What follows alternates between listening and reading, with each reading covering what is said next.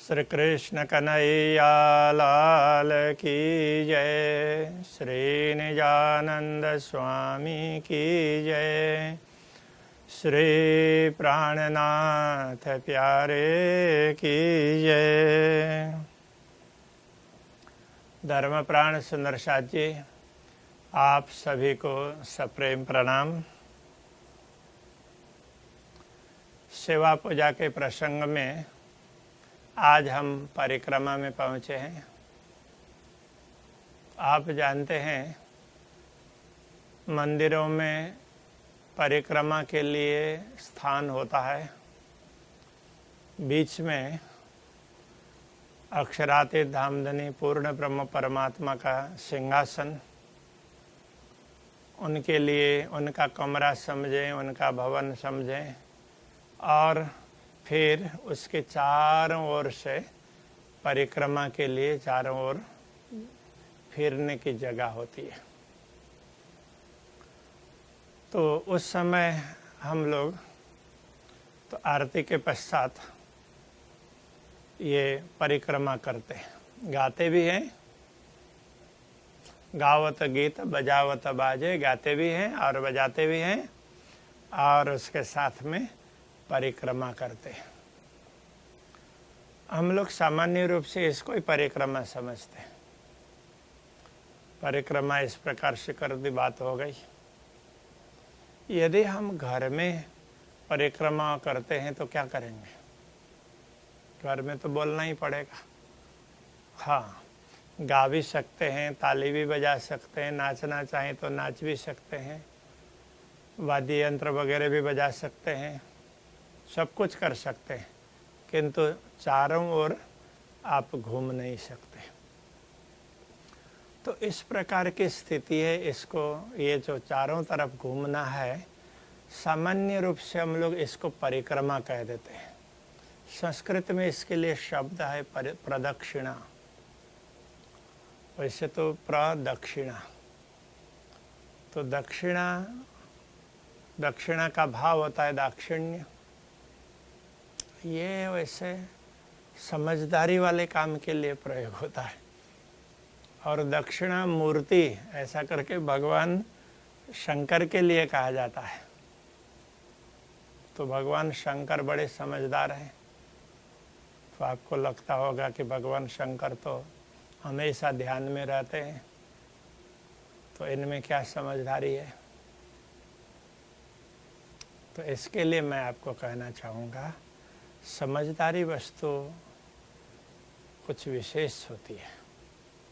किसी बात को समझना, विशेष बात को समझना, ये समझदारी है। अनेक लोग जिनको आप समझदार समझते हैं, उनकी चालाकी होती है। जिनमें चालाकी है, उन लोगों को समझदार बोल देते हैं। वो समझदारी नहीं है, वो चालाकी है। समझदारी वो है कि व्यक्ति परिस्थिति को समझ सकें, किसी विशेष वस्तु को समझ सकें, किनका विशेष महत्व है उसको समझ सके, तो उसको समझदारी कहते हैं, उसको ही दक्षिणा कहते हैं। तो जिनमें दक्षिणा है तो वो उसका भाव है दाक्षिण्य। तो जिनमें ये समझदारी है, तो भगवान शंकर को इसीलिए दक्षिणा मूर्ति कहा। अब यहाँ प्रदक्षिणा, हमारा तो उद्देश्य प्रदक्षिणा से है ना, तो प्रदक्षिणा कहने का तात्पर्य क्या है? दक्षिणता भी है, दाक्षिण्य भी है, और प्र उपसर्ग भी लगाया। इसका तात्पर्य है प्रकृष्ट दक्षिणा। तो दक्षिणा का अर्थ कुछ देना इतना ही नहीं है, ये भी तो एक समझदारी है। कोई व्यक्ति समझता है तो वो दक्षिणा देता है। जिसमें समझ ही नहीं है तो वो दे नहीं पाएगा, वो लेने का सोचेगा। हमारे शास्त्र कहते हैं, व्यक्ति को लेने के लिए 2 हाथ नहीं, उसको 100 हाथ बनाने चाहिए। कहने का तात्पर्य, कमाने के लिए 100 प्रयत्न करने चाहिए। 100 हाथ से कमाई करो। और यही शास्त्र ये भी कहते हैं 1000 हाथ से उसका विनियोग करें, दान करें, समाज सेवा में लगाएं, धर्म के काम में लगाएं, तो उसके लिए 1000 हाथ से करना चाहिए। तो ये भी तो एक समझदारी है ना। तो इसके लिए भी दक्षिणा कहा। अब प्रदक्षिणा का तात्पर्य प्रकृष्ट समझदारी, उत्कृष्ट समझदारी। तो ये क्या है, इसको हमें समझना चाहिए। वो ये है कि हम पूर्ण ब्रह्म परमात्मा को अपने सम्मुख समझें, उनके सानिध्य में स्वयं को समझ लें। ये सबसे बड़ी समझदारी है। और दुनिया में घूमते फिरते हो, दुनिया के काम कुछ भी करते हो, तो भी हम ये समझ लें कि पूर्ण ब्रह्म परमात्मा हमसे दूर नहीं है, वो हमारे बीच में ही हैं, हम उनके ही आसपास घूम रहे हैं। ये प्रकार का भाव यदि हमारे अंदर में आ जाता है, वो सबसे समझदारी वाला काम है हमारा। इसके लिए इसको प्रदक्षिणा कहा, इसी को परिक्रमा कहा है। श्री कृष्ण प्रणामी धर्म में इसको ही परिक्रमा कहा। परिक्रमा कहें, प्रदक्षिणा कहें, वो एक जैसा ही है, अर्थ एक ही है। परिक्रमा में सामान्य रूप से हम समझते हैं कि चलना, तो इसलिए हम चारों तरफ घूमते हैं, चलते फिरते हैं, गाते हैं तो भी चलते फिरते। जहाँ ऐसी सुविधा नहीं है, घर में है, घर में भी बहुत लोगों ने तो बड़े कमरे में मंदिर बनाया है, अक्षरातीत धामधनी का सिंहासन पधराया है। पहले मैंने बोला था आपको, वो ऊंचा पधराना होता है। और अक्षरातीत धामधनी की बैठक है, पूर्ण ब्रह्म परमात्मा की बैठक है। हमारी जो आई कांटेक्ट है, तो इसके लेवल से वो पूर्ण ब्रह्म परमात्मा बैठे हैं और उनका आई लेवल है वो ऊंचा होना चाहिए। ये भाव हमारा होना चाहिए। मैंने उस समय आपको ये बताया था, आप जहाँ कहीं भी घर में व्यवस्था कर लें, तो आप बैठते हैं, आपका बेड है, आपका सोफा है, आपकी कुर्सी है, उससे ऊंचा होना चाहिए, कम से कम 2.5 फुट। और उसके ऊपर में सिंहासन होगा तो थोड़ा सा और ऊपर होगा ना, और सिंहासन बड़ा सा होगा तो उसकी ऊंचाई उसी प्रकार से है। और वहाँ जिस प्रकार से हम सजावट करते हैं और जैसे इसको पधराया है, तो उसमें यदि पूर्ण ब्रह्म परमात्मा विराजमान हो, तो उनका जो आई लेवल और हमारा आई लेवल में वो थोड़ा ऊंचा ही दिखेगा। बस इतना ध्यान रखना है। उस समय जो छूट गया था तो वो आपको आज बता दिया, तो ये आपको ध्यान रखना है। अब हम उनके चारों तरफ घूमते हैं, ये तो एक प्रैक्टिस है। जैसे आरती को भी आपको समझाया था, तो आरती करना वो पूर्ण ब्रह्म परमात्मा के दर्शन करके उसी में मग्न हो जाना, लीन हो जाना, खो जाना। उनके चरणों का दर्शन कर रहे हैं तो दर्शन करते करते हम मानो खो गए हो, वही दिख रहा हो, इधर उधर की चेष्टाएं बंद हो गई हो। तो ऐसे भाव को इसको आरती कहते हैं। क्यों? तो वो प्रकट करने के लिए तो प्रैक्टिस में हम लोगों को दिया प्रकटाना, उसमें बत्ती लगाना, ये सारी बातें बताई थी।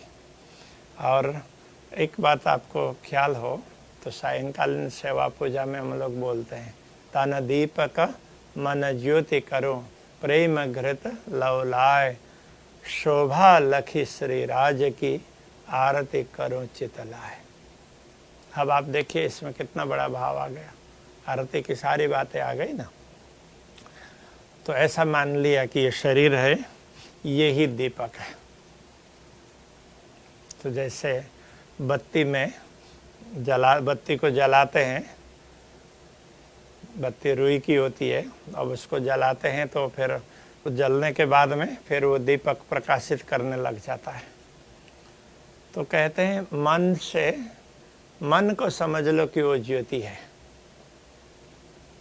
और दीपक में बत्ती भी है, लेकिन घी अथवा तेल ना हो तो वो थोड़ी देर में समाप्त हो जाएगा जल करके। उसको जलते रहने के लिए तेल की आवश्यकता होती है। तो इसी प्रकार मन को, यदि मन से हम पूर्ण ब्रह्म परमात्मा का दर्शन करना चाहते हैं तो उसमें प्रेम की आवश्यकता है। उपनिषदों में भी कहा है, वैसे उपनिषद वेदों के भी वाक्य हैं, उनके ही मंत्र उसमें लिए हुए हैं और संवाद के आधार पर समझाया है, गुरु शिष्य संवाद। तो वेदों में क्या कहा है, मनसा एवं अनुद्रष्टव्य, मन से ही देखना चाहिए, ऐसा कहा है। तो मन तो लगाना जरूरी है ना, किंतु मन भटकता क्यों है? तो यहाँ समझाया कि प्रेम घृत, प्रेम रूपी घृत उसमें डालेंगे तो वो मन है, मन की ज्योति है, वो स्थिर हो जाएगी, मन स्थिर हो जाएगा और परमात्मा के तरफ लगेगा। जब तक प्रेम नहीं होगा तो मन इधर उधर डामाडोल करता रहेगा। तो ये प्रेम हमारा होना चाहिए। तो परिक्रमा में भी प्रेम होना बहुत आवश्यक है। तो जैसे आरती है दर्शन करने के लिए होता है स्वरूप के, ऐसे परिक्रमा का अर्थ भाव क्या है कि हम जीवन में पूर्ण ब्रह्म परमात्मा को अपने सानिध्य में ही रखें, उनसे हम इधर उधर ना भटकें। कहीं भी होंगे उस समय हम लोगों को यही याद रखना होगा कि पूर्ण ब्रह्म परमात्मा हमारे साथ में ही हैं। कहीं यात्रा में गए हैं, भयावह परिस्थिति है, तो आप अकेले भी हो गए, तो उस समय किसका सहयोग लेंगे? यदि आपको परिक्रमा का ख्याल हो तो उस समय पूर्ण ब्रह्म परमात्मा का स्मरण करेंगे कि आप तो हमारे साथ में ही है ना, फिर हमें कोई चिंता नहीं है। सचमुच उससे आपको पूरा सहयोग मिलेगा। आपने सुना होगा कौरवों और पांडवों ने द्यूत कर्म किया, जुआ खेला। खास करके पांडवों की ओर से तो युधिष्ठिर स्वयं बैठ गए और कौरवों की ओर से दुर्योधन ने बड़ी समझदारी की। तो उसने सोचा कि मैं तो जुआ में इतना निष्णात नहीं हूँ, मेरे मामा निष्णात है तो मैं इनको लगा दूँ। तो शकुनी कपटी था, तो उसने चालाकी करते करते एक के बाद एक करके पांडवों को जीतता गया, युधिष्ठिर को जीतता गया और युधिष्ठिर ने हर कुछ दाव में लगा दिया। और द्यूत कर्म ऐसा है, गलत काम में बैठते हैं तो उस समय बुद्धि भ्रष्ट हो जाती है ना, तो उन्होंने द्रौपदी को भी लगा दिया। तो कोई ऐसा करता है? आप देखिए कितने मूर्ख लोग होते हैं कि जो अपने पत्नी को बेच देते हैं। तो युधिष्ठिर तो धर्मराज है, किंतु काम गलत काम करने बैठे, द्यूत कर्म में बैठे। दुर्योधन में तो समझदारी आई तो वो स्वयं नहीं बैठा, खेलने के लिए उसने शकुनी को लगाया। इसी स्थान पर यदि युधिष्ठिर श्री कृष्ण जी को आग्रह करते तो ये लोग बोल रहे हैं कि जुआ खेलो जुआ खेलो, तो हमारी ओर से तो आप ही बैठिए। तो यदि श्री कृष्ण बैठे होते तो शकुनी में कोई शक्ति थी क्या वो श्री कृष्ण जी को पराजित कर सके? तो ये बुद्धि धर्मराज को नहीं आई। तो इधर दुर्योधन को आई, तो दुर्योधन ने शकुनी को लगाया, क्योंकि मेरे से जानकार शकुनी है तो मैं उनको लगाऊं। और इधर युधिष्ठिर, तो उन्होंने यही नहीं समझा कि वो तो श्री कृष्ण जी को बताए भी ना बैठ गए जुआ खेलने। तो यदि उनको बता भी देते तो श्री कृष्ण शायद रोकते और उसके लिए दूसरा तरीका बता देते। तो क्या हुआ, सब कुछ, राजपाट भी हार गए, भाइयों को भी हार गए, द्रौपदी को भी हार गए, और फिर कितनी विकट परिस्थिति हुई, तो ये सब आपको पता है। तो कभी कभी समझदार व्यक्ति भी परमात्मा को दूर समझ लेता है, तो ऐसी परिस्थिति आती है। ऐसे में जब द्रौपदी को सभा में लाया गया तो पहले तो द्रौपदी भी स्वयं ही लड़ती रही, सामना करती रही। उन्होंने पहले भीष्म पितामह को बोला, द्रोणाचार्य जी को बोला, और उधर जाकर के धृतराष्ट्र को बोला, तो सब ने सिर नीचा किया, और दुशासन का स्वयं ने भी सामना किया। जब कुछ वश नहीं चला तब जाकर के श्री कृष्ण को याद किया, तो इसी समय श्री कृष्ण जी ने आकर के, भले न साड़ी के रूप में हो, द्रौपदी की लाज तो बचाई ना। तो ये बात, ऐसी मुसीबत, ये बात इसलिए कही है कि ऐसी मुसीबत क्यों आती है कि हम परमात्मा से दूर चले जाते हैं, उनको भूल जाते हैं। इसलिए ये परिक्रमा है, परमात्मा से दूर नहीं जाना है, उनके इर्द गिर्द में ही रहना है। दुनिया में कहीं भी जाना पड़े तो पूर्ण ब्रह्म परमात्मा को अपने साथ में ही रखो, उनको दिल में बैठाओ, वो साथ साथ में चल रहे हैं, ऐसा अनुभव कर लो। ये सारा समझाने के लिए परिक्रमा है। तो परिक्रमा का भाव आप समझ गए होंगे। तो अब विचार कीजिए, ये समझदारी है कि नहीं? तो समझदारी है। यदि युधिष्ठिर समझदारी दिखाते तो कृष्ण जी को आगे रखते, तो उनको हारने का कोई प्रश्न ही नहीं उठता। बस ये समझदारी हमारी होनी चाहिए। परिक्रमा के माध्यम से समझदारी बता रहे हैं। तो इसमें ऐसी समझदारी कि पूर्ण ब्रह्म परमात्मा से स्वयं को दूर मत समझो, उनके इर्द गिर्द ही रहो। दुनिया में कहीं भी घूमोगे, उनसे स्वयं को दूर मत समझना। तो आप ही न्यारी होता है, पियो नहीं तुझसे दूर। परमात्मा तुमसे दूर तो नहीं है। तो अक्षरातीत पूर्ण ब्रह्म परमात्मा हमसे दूर नहीं है, किंतु हम ही अपने आप को दूर समझ लें और उनकी उपस्थिति को हम माने ही नहीं। हम इतना भूल जाएं कि हम तो कहाँ के कहाँ पहुँचे हैं।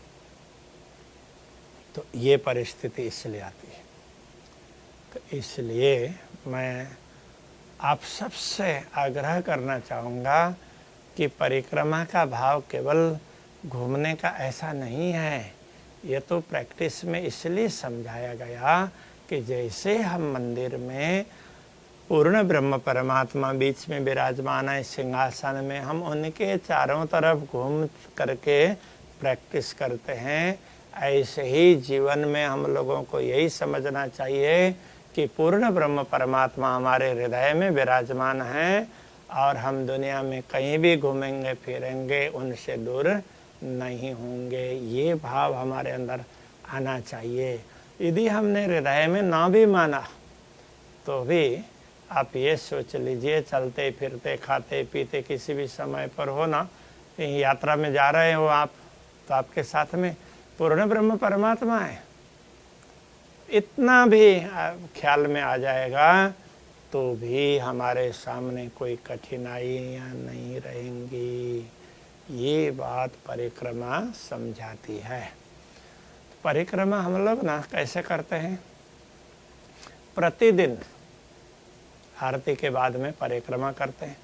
अब दिन में तो 7 दिन के 7 बार माने गए हैं, तो उसके अनुसार 7वें बार की परिक्रमा है। तो आज हम लोग रविवार की परिक्रमा समझते हैं, क्योंकि रविवार से आरंभ होता है, सप्ताह आरंभ होता है, तो रविवार से आरंभ होता है। तो रविवार की परिक्रमा, इसको आप समझ लें। सबसे पहले तो आप रविवार की परिक्रमा सुन लें। आपको अपने घर में गायन करना है तो आप कैसे करेंगे, तो इसके आधार पर ये आप सुनेंगे तो इसके आधार पर आप गाने का प्रैक्टिस कर सकेंगे। मेरा तो ये कहना है कि हर किसी सुंदर साथ को आरती भी करनी चाहिए और परिक्रमा भी गानी चाहिए, स्वरूप भी बोलना चाहिए, उसके बाद भोग लगाएं। इतना तो कम से कम करें, आवाहन करें और आरती करें, परिक्रमा बोलें। उससे प्रैक्टिस करना है कि मैं हमेशा उनसे दूर ना हूँ, और भोग लगाएं। इतना तो किसी को भी करना चाहिए। वैसे तो ये कह रहे हैं जो भी धर्मनिष्ठ सुंदर साथ होंगे उनको तो ये बात अच्छी नहीं लगेगी हमारी, क्योंकि इसका कारण ये है कि इतना छूट भी नहीं देना चाहिए। उनकी बात सत्य है, किंतु आज की परिस्थिति में देखें तो कोई कर ही नहीं रहे हैं। कोई प्रोफेशनल्स होंगे वो भी कुछ नहीं करेंगे, विद्यार्थी होंगे कोई नहीं करेंगे। तो ऐसे अभी के जितने भी यंग लोग हैं तो वो 18 साल से लेकर के 40 साल के, अब देखिए कितने लोग पूजा करते हैं, कोई भी नहीं करता है ना। तो ऐसे लोग भी धीरे धीरे रास्ते में आए, रास्ते से विचलित न हो, गाड़ी रास्ते से पटरी से ना उतरे, इसके लिए उनको इतना छूट दे दें तो कम से कम थोड़ा है करके करने तो लग जाएं। बच्चे भी करने लग जाएं, स्कूल पढ़ने वाले भी, कॉलेज पढ़ने वाले भी, इतना तो करना है, इतना तो कर लेंगे, इतना तो कोई बात नहीं है। तो ऐसे करने का प्रैक्टिस करते जाएंगे तो फिर थोड़े दिन के बाद में उनको लगेगा कि हाँ कुछ समझ में भी आएगी, तो उनको लगेगा कि हाँ हम लोगों को कुछ करना चाहिए, सेवा पूजा भी करनी चाहिए, मंत्र का जप भी करना चाहिए, पाठ भी करना चाहिए, ध्यान भी करना चाहिए, सब लगेगा ना। इसके लिए हमने बड़े संक्षेप की बात की है। तो अभी आप रविवार की परिक्रमा कैसे गाई जाती है वो बिल्कुल आप भी गा सकते हैं, उस प्रकार से गाई है, इसको सुन लीजिए। जुगल स्वरूप रूप छवि छाजे, जुगल स्वरूप रूप छवि छाजे, सिंहासन के ऊपर विराजे, नाचत देत फेर आवत फेरी, नाचत देत फेर आवत फेरी, हंसी हंसी लालन मुख तनहेरी, गावत गीत बजावत बाजे, गावत गीत बजावत बाजे, जमुना तट वंशी धुनि गाजे, फूले फूल फूल लइयावे, फूले फूल फूल लइयावे, गोहि गोहि हार पिया को पहिरावे देता परिक्रमा कर्म सब छोटे देता परिक्रमा कर्म सब छोटे यह सुख पंचम निश दिन लूटे देता परिक्रमा कर्म सब छोटे देता परिक्रमा कर्म सब छोटे यह सुख पंचम निश दिन लूटे यह सुख पंचम निश दिन लूटे। बोलिए श्री कृष्ण कन्हैया लाल की जय। अभी आपने परिक्रमा का गायन सुना। ये गायन बहुत सरल रूप से किया है, इसलिए आप भी गा सकते हैं। इसमें एक बात समझने वाली है, वो बता दूं पहले, अर्थ समझाने से पहले, कि जैसे मंदिरों में होता है ना, खास करके तीर्थ क्षेत्रों में प्रातःकाल गाते हैं तो परिक्रमा वही गाते हैं, किंतु इसका राग प्रातःकाल के अनुरूप होता है। और 9 बजे 9:15 बजे श्रृंगार आरती करते हैं तो उस समय भी परिक्रमा गाते हैं, तो उस समय का राग दूसरा होगा। और शाम के समय गाते हैं तो उसका राग अलग होगा, और रात के समय पर गाते हैं तो उसका राग अलग होगा। अब सारे राग तो आपको समझाए नहीं जा पाएंगे, किंतु हमें ऐसा लग रहा है कि 2 राग तो आपको समझना चाहिए। एक प्रातः जब आप मंगल आरती करते हैं, मंगल आरती में उसके बाद जो परिक्रमा गाई जाती है तो उस समय कौन सा राग, किस राग से गाना है। और रात के समय पर पौड़ावनी करते हैं, अथवा तो ये समझ लीजिए कि संध्या आरती के समय पर किस राग से गाना है। हाँ, वो बता देंगे संध्या आरती के समय पर किस राग से गाना है, इतना आप याद रख लीजिएगा। बाकी मात्र राग से गाना है ऐसा नहीं है, गाना भाव से, भाव ही मुख्य वस्तु है। तो हम जो गाएंगे उसका भाव भी तो समझना चाहिए ना, तो अभी हम वही समझने जा रहे हैं। जैसे आपने सुना, युगल स्वरूप रूप छवि छाजे सिंहासन के ऊपर विराज। युगल स्वरूप पूर्ण ब्रह्म परमात्मा श्री राज्य श्यामा जी, श्याम श्यामा, दोनों उनका सुंदर स्वरूप है। उनका स्वरूप सुंदर, कितना सुंदर स्वरूप है।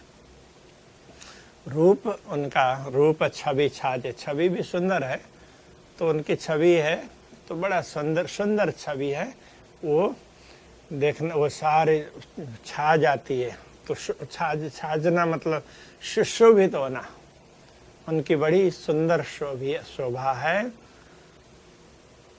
ऐसी सुंदर शोभा को लेकर के वे सिंहासन के ऊपर विराजे, दिव्य सिंहासन में विराजमान हैं। जब आत्माएं आती हैं तो आकर के उनका दर्शन करती है, तो उसके बाद में फिर तो उनके चारों तरफ घूमती है। नाचत देत फेर आवत फेरी, नाचत नाचती है, देत फेर ऐसे फेरा देती है, परिक्रमा देती है, परिक्रमा करती है, आवत फेरी ऐसे बार बार करती है। हंसी हंसी लालन मुख तन हेरी। अब सिंहासन में बैठे हुए हों तो बहुत लोग हैं, तो कोई परिक्रमा करें तो आगे से दर्शन करेंगे, साइड में से, पीछे से, सब प्रकार से करेंगे ना। और देखने का तो मुख ही देखने का मन होगा, इसलिए हंसी हंसी लालन मुख तन हेरी। वो मुख का भी दर्शन करती है, मुखारविंद का, और वो भी हंस रहे हैं। लालन, लाल लालन, तो दोनों लाल है ना, राज जी और श्यामा जी, पूर्ण ब्रह्म परमात्मा और श्यामा जी, तो इसीलिए वो लालन ऐसा कह दिया बहुवचन के हिसाब से। तो हंसी हंसी हंस हंस करके वो परस्पर बात कर रहे हैं, सबको देख रहे हैं। तो ऐसे उनके मुखमंडल को और उनके पूरे शरीर को, पूरे हाव भाव को ब्रह्मात्माएं देखती हैं। हेरी मतलब देखती हैं। तन, शरीर, मुख और तन, मुखमंडल का दर्शन करती है और पूरे शरीर का दर्शन करती है। गावत गीत बजावत बाजे, गीत गा रही है और बाजे बजा रही है। यमुना तट बंशी धुनी गाजे। यदि इसी बात को ये समझ लें कि यमुना जी के किनारे में आकर के अक्षरातीत पूर्ण ब्रह्म परमात्मा बंशी बजा रहे हैं, सब आत्माएं दौड़ करके उनके पास में पहुंच जाती है, तो कैसी स्थिति होगी। तो ऐसा हमेशा समझना होगा कि वो बंशी बजा रहे हैं, हमें एक एक को बुला रहे हैं, मुझे बुला रहे हैं, तो मुझे उनके पास में जाना है, उनके सानिध्य का अनुभव करना है, उनके दर्शन करने, ये भाव हमारा होना चाहिए। इसके लिए ये पद है, जमुना तट वंशी धुनी गाजे। यमुना के तट में वंशी की धुनी गाजती है, वो हमें बुलाती है कि आओ, एक एक को नाम लेकर के बुला रही है कि हम ऐसा समझ लें कि पूर्ण ब्रह्म परमात्मा के पास में ही पहुंच गए हैं। ये भाव हमारा होना चाहिए। जैसे कृष्ण जी की वंशी की ध्वनि सुनी तो बाकी कुछ भी नहीं दिखा, ब्रह्मात्माओं को दूसरा कुछ नहीं दिखा, उनको इतना ही लगा कृष्ण जी मुझे बुला रहे हैं, सब कुछ छोड़ करके दौड़ने के लिए तैयार हो गए। ऐसे ही हमें पूर्ण ब्रह्म परमात्मा के सामने दुनिया की सारी वस्तुएं फीकी लगनी चाहिए। ये बात यहाँ समझा रहे। फूले फूल फूल लई आवे। कितनी सखियाँ हैं, फूले खिले हुए फूल हैं, फूले फूल खिले हुए फूल, तो ऐसे फूलों को लेकर के आते हैं। फूल लई आवे, कोई फूल ले आएंगे, फिर उनको माला बनाएंगे, गुही गुही हार पिया को पहरावे। फूलों को गुथेंगे, गुही गुही गुथना, गुथी गुथी हार पिया को पहरावे। ऐसे सब मिल करके हार बना करके फिर अक्षरातीत धामधुनी को पहनाते हैं। तो इसमें एक और भाव भी है, हमारा मन है ना, उसको भी फूल कहा है, कमल का फूल। हृदय है, उसको भी कमल का फूल कहा है। तो ऐसे हृदय रूपी फूल को कि हम उसका हार बना करके अक्षरातीत धामधुनी के गले में लगा देंगे तो क्या होगा, हमारा हृदय है उनसे दूर नहीं होगा, उनके ही स्वरूप को धारण करके बैठेगा। तो ये फूल चुन करके उसका हार बना करके उनको पहनाना है। ठीक है, व्यवहार में हम फूल चुन करके हार बना करके पहना देते हैं, वो भी पहना दें, किंतु जब हम अपने दिल को समर्पित करेंगे तो वो यथार्थ में हार पहनाना सिद्ध होगा। देत परिक्रमा कर्म सब छूटे। इस प्रकार जो हम परिक्रमा देते होंगे तो हमारे कर्म के सारे बंधन छूट जाएंगे। तो अब आप देखिए, हम लोग तो बचपन से परिक्रमा लगा रहे हैं, परिक्रमा करते आए हैं, मंदिर में जाते हैं तो भी करते हैं, कईयों ने घर में बनाया, व्यवस्था बना रखी है तो वहाँ भी करते हैं। तो कर्म के बंधन छूटे, देख लीजिए हम बंधे हैं या मुक्त हैं, मुक्ति का अनुभव कर रहे हैं, ये ध्यान रखना जरूरी है। यदि इस प्रकार से परिक्रमा करेंगे कि एक पूर्ण ब्रह्म परमात्मा के साथ में ही मैं हूँ, उनसे मैं दूर नहीं हूँ, ऐसी सोच हमारी होगी तो देखिए कि कर्म के कोई बंधन नहीं रहेंगे। यदि वो बंधन दिख भी जाए ना तो भले दिख जाए, लेकिन वो ऐसे शिथिल बंधन होंगे, वो बांध नहीं पाएंगे। तो उसके लिए ना शास्त्रों में एक बात बताई है, रस्सी है, जली हुई रस्सी है तो देखने में रस्सी जैसी दिखाई देगी, किंतु जली हुई हो तो बंधन तो नहीं है ना।